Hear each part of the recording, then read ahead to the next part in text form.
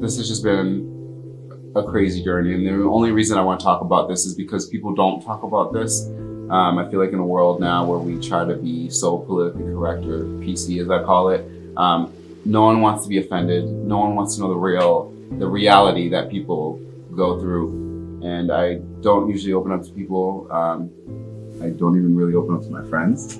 But when I told them this, they expressed to me how they felt that this made me closer with them. So I think I need to do that with you guys too.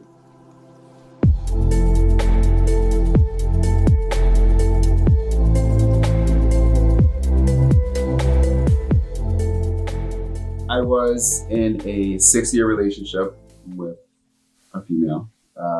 In 6 years, when you're with somebody, I mean, the natural case is everyone asks you, when are you getting married? And I remember thinking to myself,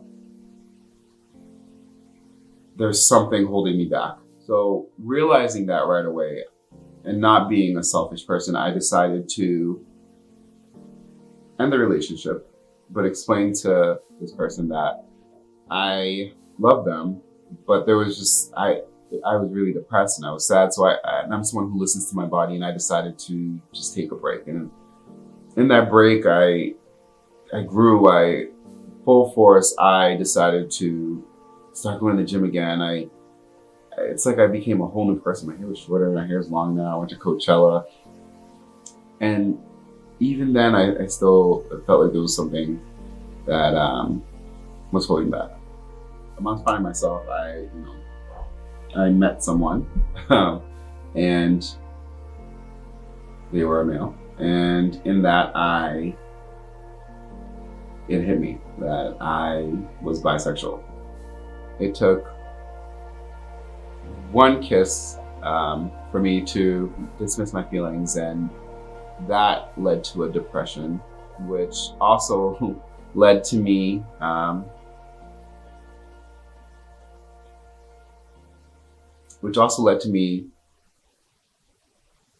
trying to take my own life. That's something that I haven't really told a lot of people. Only my very best friends know. And the reason that I'm even telling you guys is I'm going through this to help somebody else. So I feel like me going through this right now makes me a better person, makes me a better influencer, or whatever you want to call me. After realizing that I liked a male, I spun into a cloud of depression. Being a Black man in America, I feel like I already have that label. I always have to prove that I'm not some ghetto thing or just a rapper, or, whatever people think that a Black male is. I always fight those stigma and stereotypes. And I feel like, being Black, being a male nurse, more stereotypes that I have to fight. And now adding bi to it is just another stereotype that I feel like I have to fight. And in my head, once it hit me that I was bi, my world, everything that I knew was shattered, because up till then I only liked women. Up till then I only had girlfriends, and now I developed these feelings for a man. And when you're raised in a culture, in a Haitian culture, where people tell you, oh, you're gonna go to hell for this, you're gonna, God's not gonna love you for this. If my son ever was this or that, my mom never did that to me, but more so other family members.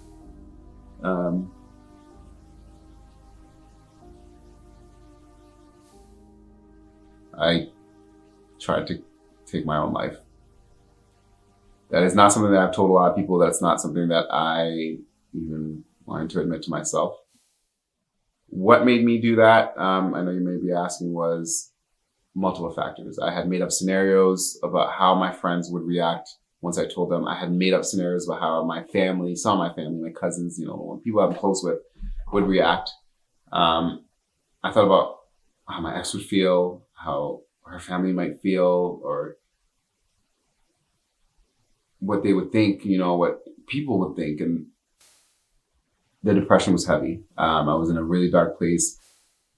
I took a bunch of pills and proceeded to end my life.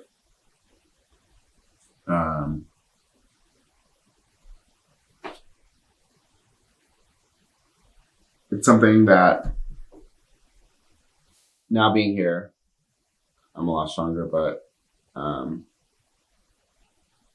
it's still hard to talk about. The first person that I told was my best friend Jimmy, who was always the little brother of the group. Honestly, he's the last person that I would tell anything to first. I always told him last.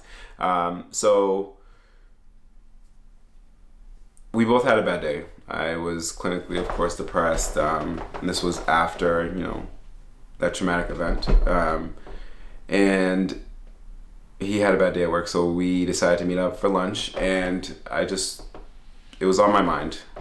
It was heavy on my mind, so I decided to tell him and just say it. And I told him, dude, I think I'm bi. And he paused for like 2 minutes, and in my head, I'm making up scenarios. I'm thinking, he's gonna walk away, he's gonna, say he can't be friends with me anymore. And he just looked at me, he like leaned forward a little bit closely and said, dude, this is great. You like PP and JJ. I told him Monday, and he had passed 2 days later on Wednesday. So that's why I got this. Actually in memory of him, and these two wolves represent our roommates and best friends, Lee and Denz, and this represents him, Howling at the Moon, and myself. As soon as we found out he passed, I decided that I was going to live my life and I was going to tell my friends. I told my best friends, and I'm talking about, my best friend, like Lee and Denzel, and my boy Benny, my cousin Greg, like my friends, my friends Taylor and Sam, and I think that's important because when you're going through things like that, you do make up scenarios, but you realize at the end, like the people who really love you are gonna be there no matter what. Once I decided to tell, my brother, like basically like Denzel, he's more of a serious person and someone who doesn't really open up to people, and he did express to me how, he thought it would be unfair if I had decided to choose for them, that they wouldn't love me, and as brothers we're supposed to love each other no matter what, and that's just how it actually is. They were unfazed by this. I know how lucky I am to have that. My mom was very easy to tell. It was harder for me because I just didn't want to disappoint her. I feel like, having a single mother and having her raise me by herself, that I owed her, the perfect marriage and kids. And she looked at me and said, you've given me everything, and I just want you to be happy. And if this means you're happy, then you're happy. Other family members, I've had people walk away and tell me I'm going to hell, and that's fine. I've come to the conclusion as an adult where I feel if you want to walk away and walk out of my life, then that is totally okay, and that's at your will, that's your prerogative. I used to be a lot weaker, where I think this would have got me down, and having family members talk about me or trash me basically would affect me. And I think this is the growth that I needed when I knew that I needed to break up with my ex. This is the growth that I needed to be who I am today. I feel like this is the first time in my life where I'm just happy. I'm dating someone. I am happy for the first time, and I feel like there's someone out there who might be going through this, who have gone through this, and may not have been lucky like me, or may not be as strong as I'm able to be now, not before. And that's the whole reason for even making this video. It's not for clickbait, it's not for likes, it's not for views. I know how dark I had to get to be where I am now, and if I can prevent anybody from going through that dark place, and I can be someone's safe place, then I want to be that. That's my story. Alright guys, time to get out of this dark place that we were just in and just answer some questions. Do bisexual people just find everyone attractive? If that was true, then every straight woman would be attracted to every man that comes up to her at the club. Are bisexual people promiscuous or more likely to cheat? No, and I feel like people think this because of some stigma that is probably on TV or anything, but if you're with someone, just like your mom and dad are together, you're gonna always see people who are attractive. And I'm someone who, if I'm dating man or woman, if I see someone attractive, I'm gonna let them know that I think someone's attractive. But I'm not gonna go out of my way to act upon what I see or any impulse, basically cheating. Bisexual people do not cheat more than straight people cheat. Let's be real. How did I know? I knew because I kissed a boy who liked me, and then I liked him. Coming to terms with my reality was basically how I knew. Are you more into men or women, or is it 50-50? I like both. So if I see someone, like I said, if I see someone attractive, male or female, I'm gonna think they're attractive. Are you gonna marry a man or a woman? Well, if you knew who you were gonna marry before you marry them, then I would know if I was gonna marry a man or woman. I'll just leave that at that. Have you slept with both men and women? If my mom is watching, I've only slept with my Bible.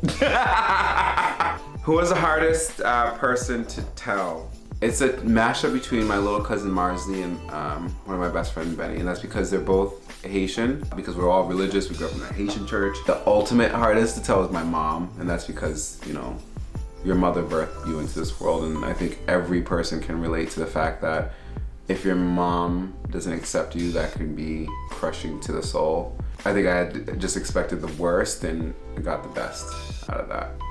What is your funniest coming out story? I had pulled one in the bathroom at my apartment, and I was very dramatic, and I honestly think both of them said this, and it was Sam, one of my friends, Sam and Taylor.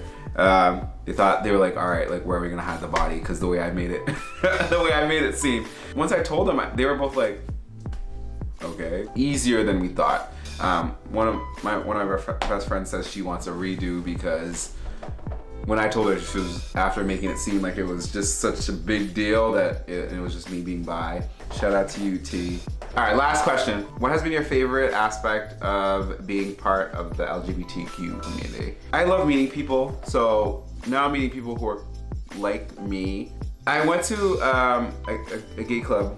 Just being around like so many people, like everyone was just so friendly and everyone was just being themselves, and I think that was the most beautiful part, because in my head, I because of TV, you think, you know, gay men might be, you know, vindictive or mean like girls, you know, and that wasn't the case. Everyone was just so loving and accepting, and you know, people would talk about, this is your first time here, and I was like, yes, and I never really felt unsafe. It was the first time being at a club or in a kind of environment where I could just be myself and dance and not have to worry about anything else. And I think that's the most beautiful part about being newly welcomed into this community.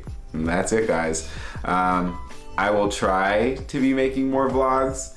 I'm gonna be actually moving to Cali. I just accepted my first travel nursing assignment, and I'm so excited. I will probably be working with Steven through iPhone. But I'm excited for this new journey for myself, and like I said, guys, the whole reason for making this video, I know somebody out there is going through this like I did. And if this little video can help somebody, that's all that I could ever want. So, signing off, guys. It's your boy Merce Ernie. Make sure to follow my Instagram page at Merce Ernie. You'll see everything in the what is it called? The credits? Yeah. All right, guys. So that's the end of the video. Just make sure to follow my Instagram page. You'll see everything in the credits. Make sure to like and subscribe and comment on this video. Let me know your thoughts. I miss you guys. I will be seeing you on IG, and I will be seeing you in Cali next. So, take care.